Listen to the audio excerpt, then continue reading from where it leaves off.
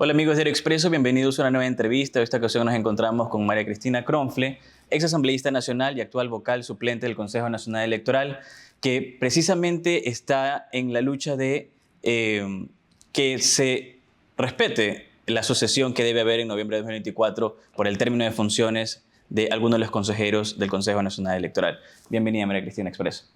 Gracias, Richard. Siempre es un gusto para mí compartir con Expreso y además, pues, siempre comprometidos ustedes con dar las noticias pertinentes y necesarias para que la ciudadanía esté debidamente informada. Quisiera empezar explicando con lo que inicié. ¿Qué es lo que debería suceder este noviembre de 2024? La renovación del Pleno del Consejo Nacional Electoral. ¿Y por qué usted está, obviamente, en este momento poniendo el tema sobre la mesa, ¿no? Respecto a la renovación que debe haber? Claro, la renovación parcial debió haber sido 3 años atrás. El CPCCS no lo hizo en su momento, por lo tanto se le juntó la renovación parcial con la renovación total. Sin embargo, de esto, y queda claro que el CNE no puede quedar en orfandad, no puede quedar abandonado, porque necesitamos llevar adelante los procesos electorales y además de eso otras funciones que tiene el CNE, como es la vigilancia permanente de los procesos democráticos, sea incluso hasta en lo privado, porque cuando hay elecciones, usted conoce, se convoca a alguien, elecciones particulares de asociaciones y demás, se convoca a alguien del CNE para que esté vigilante de que el proceso se dé de la mejor manera. Sin embargo, de esto, cabe recalcar, no estamos hablando los suplentes de una renovación, porque eso le corresponde al CPCCS, que no tiene nada que ver con nosotros. El CPCCS, para claridad ciudadana, e incluso vale que algunos consejeros, que creo que están algo perdidos, algo distanciados de la normativa, conozcan que su única función era el llevar adelante un concurso de méritos y oposición, designar y notificar a la Asamblea Nacional para la debida posesión de quienes hayan concursado, hayan participado y hayan ganado además el concurso. No obstante aquello, como no se dio, corresponde el 20 de noviembre, que caduca el periodo de 6 años que da como tope la Constitución para el CNE, corresponde que salgan los 4. ¿Y por qué los 4? Porque la señora Nájera sube por la renuncia de Luis Verde Soto. Ella estaba junto con nosotros en la tanda de los suplentes que fuimos posesionados posteriormente a los que eran principales, bueno, son principales de manera actual. Por eso es el desfase. Mucha gente no comprende por qué hay un desfase de tiempo.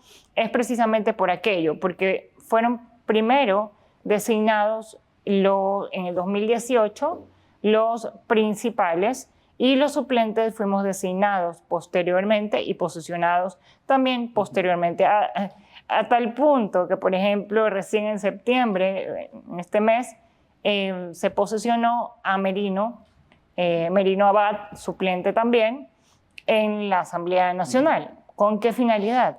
Con la finalidad de poder hacer el relevo de los 4 caducados en noviembre y que podamos tomar llevar adelante el proceso de elecciones 2025 con total normalidad y transparencia, comprendiendo que no es una interferencia en el periodo electoral, como dicen los principales, sino que más bien participamos en el mismo concurso. Sería muy extraño que no nos entiendan como parte del mismo CNE, solamente que sí, ahí sí me voy a distanciar, con comportamientos absolutamente distintos, con luchas muy distintas y, por supuesto, con intereses totalmente distintos. Los nuestros son el interés de llevar confianza ciudadana a las elecciones 2025. Ahora, si eso es lo que debe suceder o debería suceder, ¿qué garantías tiene de que vaya a suceder? Bueno, la normativa nos acompaña, la legalidad también nos acompaña. No creo yo, bueno, tal vez tengo algo de fe todavía en la especie humana, pero creería yo que estos 4 caducados en noviembre no pondrían en peligro la legitimidad de todo un proceso con lo que este costo significa, estas elecciones significan para el país. Además de eso, ¿qué candidato que haya ganado o que haya perdido quiere recibir de boca de alguien que no es consejero del CNE los resultados de sus elecciones? ¿Qué ciudadanía, qué persona quiere recibir un resultado de alguien que no pertenece al CNE o que está arbitrariamente prorrogado? Porque es un resultado ilegítimo, toda vez que ellos sí tienen suplentes. Lógicamente, los suplentes no tenemos suplentes. Entonces, ¿qué sucede? Cuando llegue el 6 de febrero del 2025, tendríamos que prorrogarnos y ojalá que ahí sí es el único momento en que el CPCCS puede actuar, que apresure un poco el paso, que dejen ya las discordias, que dejen de postergar el derecho por temas políticos y se pongan cartas sobre el asunto de hacer sí la renovación del CNE para que podamos los suplentes dejar el puesto. Nosotros no estamos atornillados a la silla como si lo siento que están estos cuatro principales, porque recuerde usted que ellos no solamente vienen, 3 de ellos no vienen de ahora, ¿no? Concursamos en el mismo concurso, ¿sabe hace cuánto tiempo? Hace 6 años. 6 años. Pero 3 de ellos fueron parte del CNE transitorio de Trujillo, del CPCCS de Trujillo, que tenía evidentemente funciones distintas porque la ciudadanía así lo concedió. Mientras la ciudadanía otorgue funciones, mientras la ciudadanía apruebe en democracia directa una atribución a una autoridad, por supuesto que está legitimada y además es totalmente legal. Pero ir más allá de las atribuciones que se les ha dado, eso es arbitrario y puede caer también en un ilícito, como puede ser la abrogación de funciones, claro, en caso de que no salgan de su puesto el 20 de noviembre, porque nos corresponde el relevo a los suplentes el 21 de noviembre de este año. Ahora, cuando algunos consejeros principales han sido consultados por este tema, siempre sacan a relucir el tema de la renovación que debería ser el Consejo de Participación Ciudadana, como un pretexto de que seguirían o se prorrogarían hasta que sean, entre comillas, legalmente reemplazados por un concurso liderado por el Consejo de Participación. ¿Esto cabe o, en el caso como usted menciona, caduca su periodo y debería simplemente salir del puesto y asumir los suplentes? Se les agradece el criterio, pero ese criterio nos corresponde a los suplentes y no a ellos, porque ellos sí tienen suplentes, insisto, nosotros no. Por lo tanto, si hay alguien que debe prorrogarse, o sí, por supuesto, debe prorrogarse en la función hasta que se designe debidamente la autoridad que irá al CNE, los 10 entre esos principales y suplentes, y luego posicionados por la Asamblea, somos nosotros los suplentes y no ellos. Ellos tienen que irse obligatoriamente el 20 de noviembre. Caso contrario, estarían avasallando la Constitución, estarían rompiendo con una democracia que supuestamente deben defender. Y se supone que el CNE es el que garantiza la democracia en un país. Y tener este tipo de comportamientos y este tipo de actitudes de parte de los principales actuales, 4 de ellos nada más, porque la señora Nájera es harina de nuestro costal, no de la de ellos, es absolutamente preocupante. ¿En manos de quién tenemos la democracia del Ecuador? En personas que no respetan siquiera los tiempos que la Constitución prevé para su actuación. Entonces, sí, cuestionémonos al respecto y cuestionémonos además el por qué no se habló de este tema antes. ¿Por qué estuvieron mutis, calladitos? ¿Por qué? Porque no les conviene, porque no quieren, porque hay muchos intereses de por medio que, por supuesto, nosotros como suplentes desconocemos, pero llegaremos y destaparemos la olla de cangrejos También si tienen que brincar los grillos, las cucarachas, si tienen que brincar, quien tenga que brincar, brincará y evidentemente ahí se verá quién es quién. Quien apoye esta prórroga arbitraria, entonces habría que revisar qué interés tiene en que sea esta gente la que maneje los resultados y no seamos nosotros los suplentes con los que por supuesto no han tenido contacto. En caso de que lleguemos a noviembre de 2024 y no suceda esto que hemos estado conversando en esta entrevista, ¿qué acciones tomará? Como bien mencionas, estaría violentando el derecho. Por supuesto, el derecho de participar, el derecho de la ciudadanía de tener un CNE confiable y además legal, además legítimo, ¿sí? Pero vamos a tomar las medidas que corresponden, ¿no? O sea, tenemos un tema de discriminación, tenemos un tema de menoscabo de derechos. El artículo 11 de la Constitución, numeral octavo, nos dice claramente que toda acción u omisión que menoscabe o anule derechos será declarada inconstitucional. Pero más allá de la declaratoria por parte de Corte Constitucional, que tampoco cabe en este asunto, está el que de por sí es inconstitucional violentar un derecho. Y más allá del derecho que tenemos los suplentes, está la obligación que adquirimos en el momento en que participamos en el concurso. Porque nosotros también nos responsabilizamos de asegurar la democracia y la vigencia del régimen democrático en el Ecuador. Por lo tanto, nuestra no intervención o que también hagamos caso omiso o nos pongamos en mutis sobre esta temática tan relevante para el país sería ser cómplices de algo que no vamos a permitir, que sería la probable abrogación de funciones, porque estarían fungiendo de consejeros, ya no serían consejeros, toda vez que nadie les ha autorizado una prórroga. Tampoco así se les ha autorizado, que no debe autorizarla a nadie, ¿no? Pero tampoco así se lo ha permitido, ni con criterios jurídicos, ni la Procuraduría General del Estado. Y cuando el CPCCS se pone entre algunos consejeros a decir que van a consultarle a sus asesores, que se pueden prorrogar nomás, creo que han dibujado un gran bosque y se han perdido en medio de él, porque no tienen la menor idea de cómo funciona entonces el tema normativo y que ellos no son el CPCCS de Trujillo, ellos no tienen funciones ni atribuciones extraordinarias entregadas por el pueblo, sino única y exclusivamente las que la Constitución y la ley correspondiente les asigna. Llegado noviembre, ¿quién debe decirle chao a los principales? A los principales, Ajá. Ellos mismos. Debe ser un acto de facto. Es un acto Terminaron y se van. De decencia y ética pública. Creo que eso hace falta y sería una demostración al país de que queda residuo de ética pública en la gestión de estas personas. Por lo tanto, en el momento que a uno le caduca el periodo, dice chao sin chistar. Pero si chistan, ¿por qué será? ¿Qué hay? ¿A quién responden?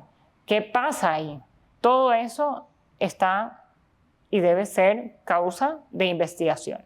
Y esa investigación, por supuesto, que se dará en el momento en que si ellos no salen, nosotros activaremos las medidas administrativas, jurisdiccionales, legales y además, por supuesto, que internacionales, porque el derecho de participación ciudadana es un derecho humano, un derecho que hemos reconocido como Estado y que además puede ser exigido a nivel de Corte Interamericana de Derechos Humanos.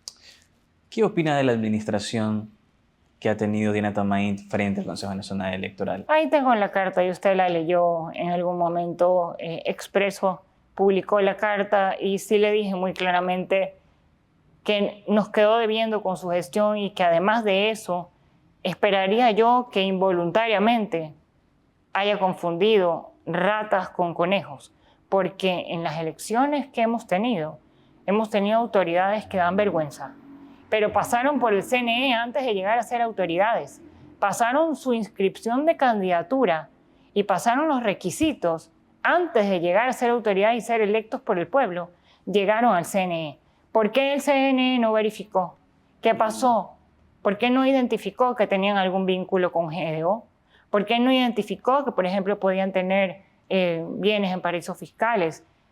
Todo eso, lo que se ha caracterizado de este CNE de los 4 eternos, es por tirarle la pelota al contencioso electoral.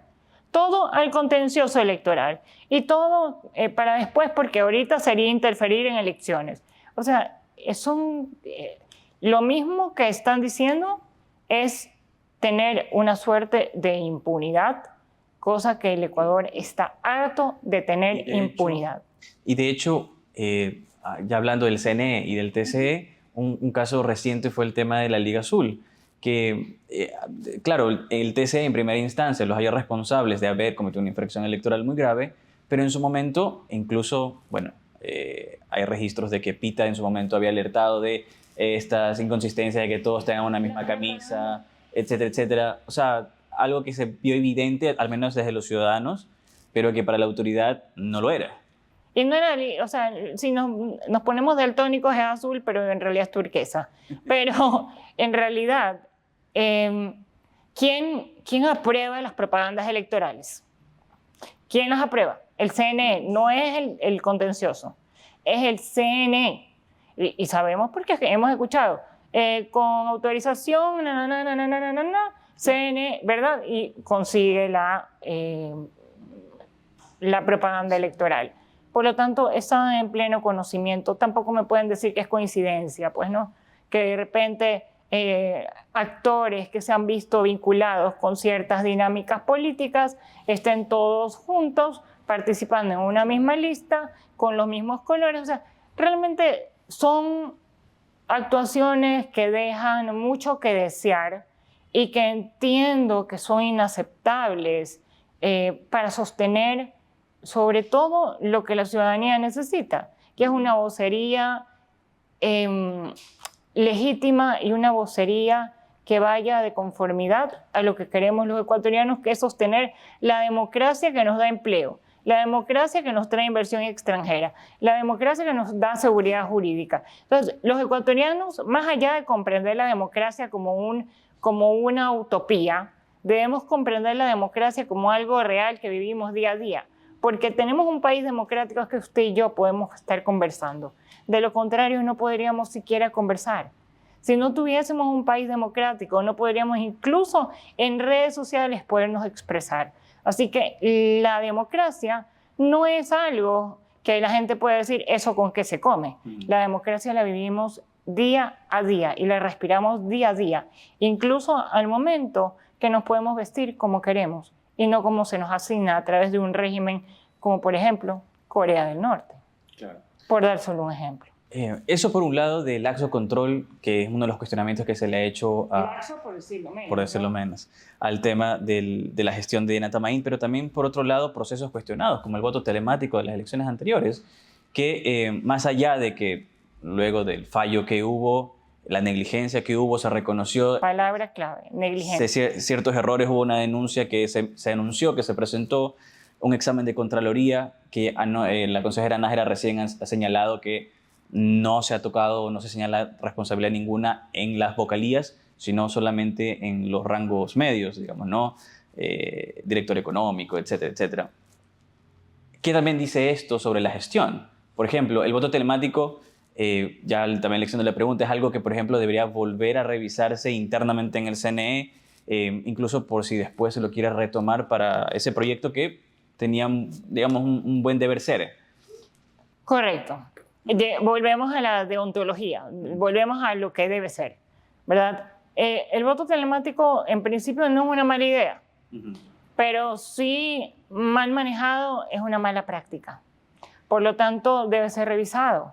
No podemos vamos a seguir poniendo en manos de personas negligentes, como usted bien lo dijo, que están en el marco de la culpa, pues no, porque sabemos que la imprudencia, la impericia y la negligencia están ahí unidas justamente con el tema de la culpa.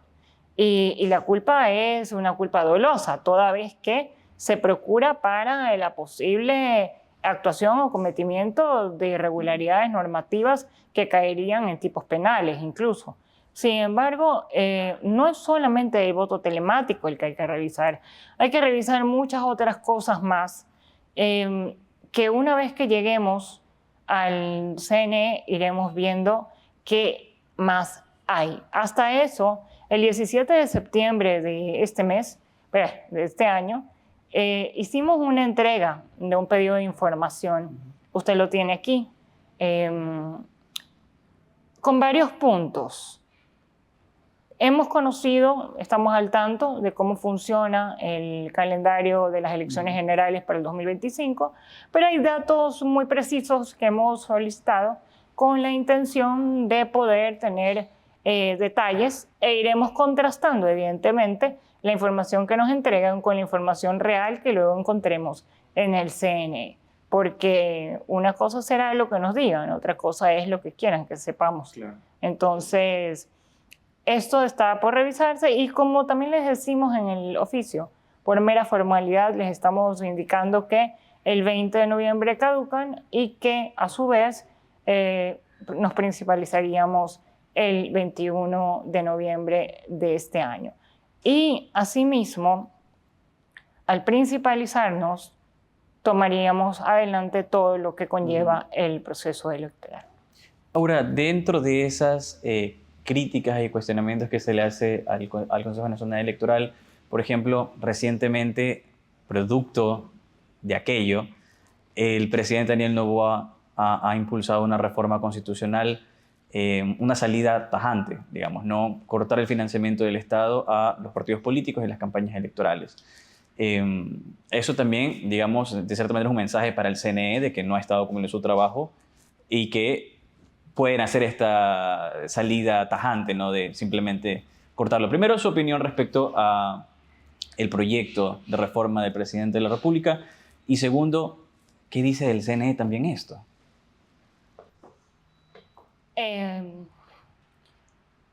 Mi posición como abogada, también como exasambleísta, pero también, por supuesto, como suplente del CNE, a principalizarme. Estoy parcialmente de acuerdo con la reforma, parcialmente de acuerdo, porque hay partidos políticos que evidentemente tienen financiamiento privado con el cual pueden sostener sus candidaturas. Pero sí hay movimientos y partidos políticos nacientes desde la base social que no tienen los recursos como para poder hacer llegar su vocería. Entonces, sí, estoy de acuerdo hasta cierto punto. Por eso es tan indispensable que la fiscalización que se haga a través del CNE sea determinante respecto del uso de los recursos asignados en no solamente el fondo partidario permanente, sino los fondos entregados para los comicios específicamente. Tienen que rendir cuentas los partidos políticos, toda persona, mejor dicho, vámonos a la base del deber ser, del derecho público con los recursos del Estado.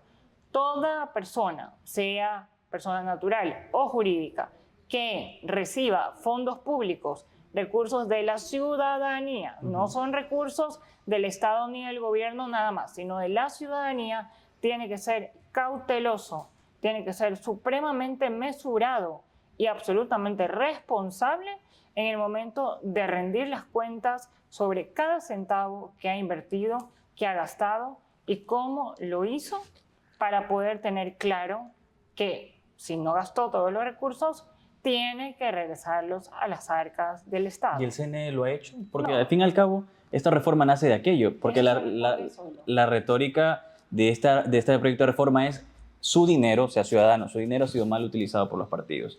Ergo, nadie vigiló que se mal utilice sus recursos.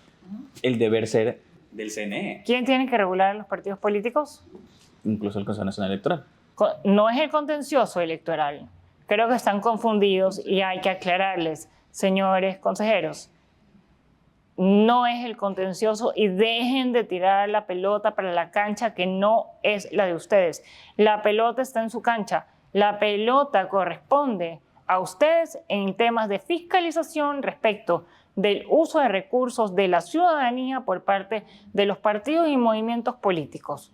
No le toca a nadie más que a ustedes ser estrictos, ser muy tajantes y comprometidos con los dineros públicos, con los dineros de la gente, porque por cada dinero mal gastado, recuerde usted que tenemos en Transparencia Internacional que desde hace 14 años hemos perdido por corrupción 70.000 millones de dólares.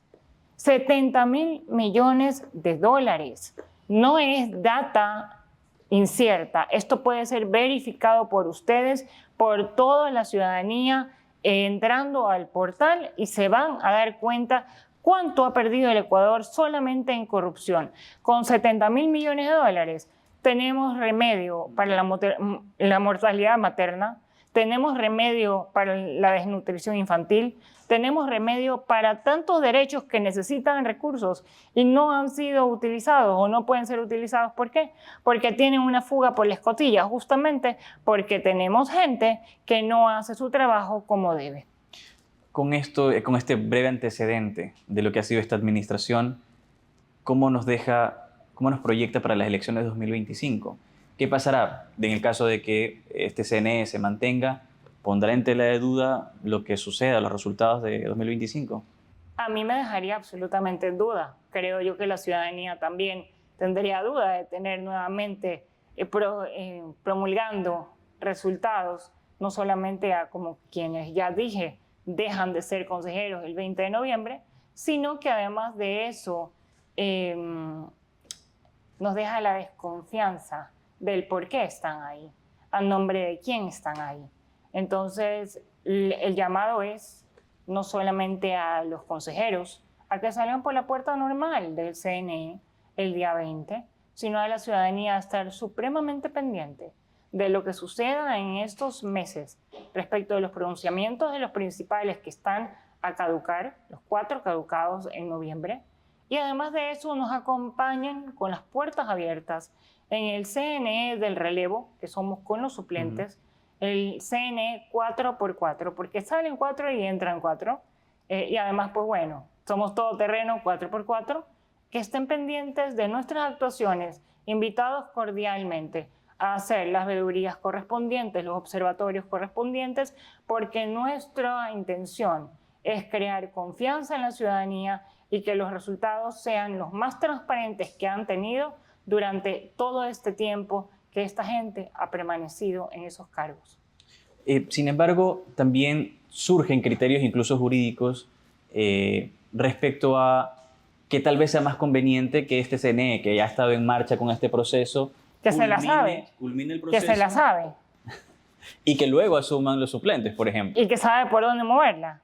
Y que sabe que cómo se apaga la luz y en qué momento debe apagarse la luz para que los resultados no sabemos, bueno, cómo terminan siendo. ¿Esa es la intención de la ciudadanía? Lo dudo. Yo creo fielmente que la ciudadanía quiere y exige el cambio del relevo y que estas elecciones estén en manos de personas que no den la desconfianza que estitos dan. Y, digamos, le consulto a usted, pero también, como los suplentes que deberían asumir en noviembre, ¿están en la total capacidad de subirse a este auto en marcha que ya son las elecciones de 2025? Bueno, los 5 que estaríamos de principales somos abogados. Mi especialidad es Derecho Público, con mención en Derecho Público. Y los otros, pues, tenemos todos en la misma discursiva, hemos trabajado juntos, estamos articulados, sabemos claramente la normativa, no necesitamos ir a consultar a nuestros asesores porque somos abogados ya, así que pues estamos capacitados para aquello. Lo que pasa es que no nos sabemos la triquiñuela interna, entonces capaz que eso es lo único que podrían decir que no sabemos cómo manejar. Pero nosotros no vamos a manejar unas elecciones con triquiñuelas ni con cositas que no puedan exponerse a la ciudadanía. Todo tiene que estar transparentado. Y la ciudadanía, cuando conoce de antemano y conoce, por supuesto, desde la autoridad los resultados, se siente confiado de que son resultados reales siempre y cuando hayan podido hacer un seguimiento de estos resultados. No más CNE de los apagones, así se vaya la luz en el país entero, porque estemos en una emergencia nacional, pero en el CNE y en todos los puntos donde se estén llevando adelante las elecciones, no se puede ir la luz. Tiene que tener claridad absoluta, no solamente de energía eléctrica, sino claridad absoluta de los resultados que correspondan al voto popular y que las actas respondan también a la voluntad de la ciudadanía depositada ese día en las urnas. Que por supuesto, cabe recalcar, es un esfuerzo enorme el que hace la ciudadanía por trasladarse inclusive a sus zonas de sufragio. Muchos no votan en la ciudad que trabajan ni que residen. Tienen que trasladarse, dejar a sus familiares. Las personas con discapacidad también se movilizan. Adultos mayores quieren participar en las elecciones. Entonces, es desmerecer, es echar a perder todo este esfuerzo de la ciudadanía cuando en el momento de dar los resultados estarían siendo dados por boca de personas que ya no están legitimadas para darlos. Gracias por la entrevista. A usted, Richard, muchas gracias y además muchas gracias a Expreso, que siempre están, como les digo, comprometidos con esta causa y que agradezco haber publicado la carta que la señora Tamaín no tuvo la gentileza de responder jamás. Fue desde marzo, donde le aclaraba varios puntos. No obstante de aquello, sabemos muy bien que el silencio también habla. Así que ahí está una de las respuestas. Es decir, deja mucho que desear. Gracias, María Cristina.